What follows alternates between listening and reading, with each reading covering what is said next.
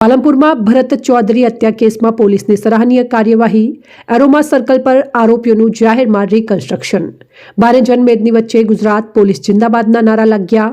કાયદો અને વ્યવસ્થાની સ્થિતિ મજબૂત હોવાનો પ્રતીતિ કરાવતી બનાસકાંઠા પોલીસ।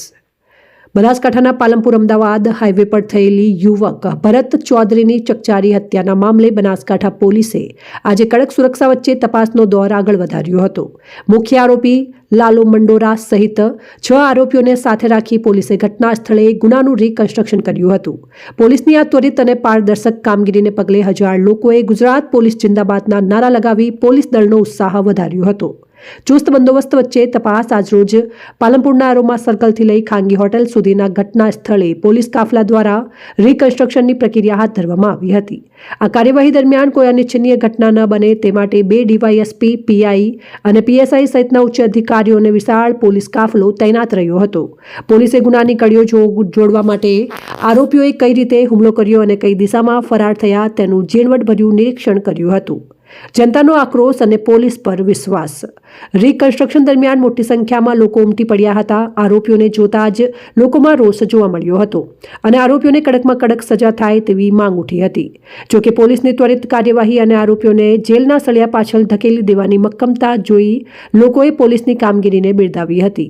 વાતાવરણમાં પોલીસ તંત્ર જિંદાબાદના નારા ગુંજી ઉઠ્યા હતા, જે દર્શાવે છે કે જનતાનો પોલીસ પરનો વિશ્વાસ વધુ દ્રઢ બન્યો છે।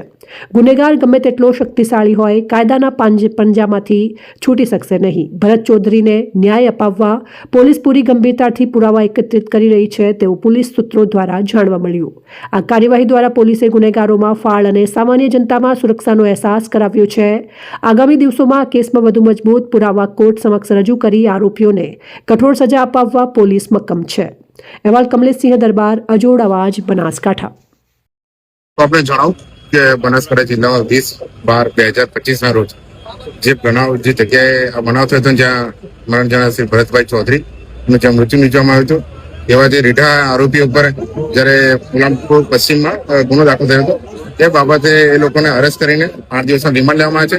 તે રિમાન્ડ અન્વયે ખાસ કરીને આજ રોજ જે જગ્યાના જે રિકન્સ્ટ્રક્શન પંચનામું કે જ્યાં તેઓ ભેગા થયા અને જેમને ત્યાં કાવતરું કર્યું હોય અને ત્યાં પછી તે બનાવની જગ્યા જ્યાં તે લોકો આવ્યા છે તે રિકન્સ્ટ્રક્શન પંચનામું પોલીસ દ્વારા કરવામાં આવ્યું છે અને પૂરતો પોલીસ કાફલો બંદોબસ્ત સાથે કરવામાં આવ્યો છે। હજુ પણ એમાં ઊંડાણપૂર્વક તપાસ ચાલી રહી છે, જે પાલનપુર પશ્ચિમ કે અંકુર દેસાઈ ચલાવી રહ્યા છે અને જે અન્વયે જે પણ કોઈ વિગતો હશે કે બીજાની આરોપી હશે એ બાબતે આપણે માહિતગાર કરવામાં આવશે। આભાર।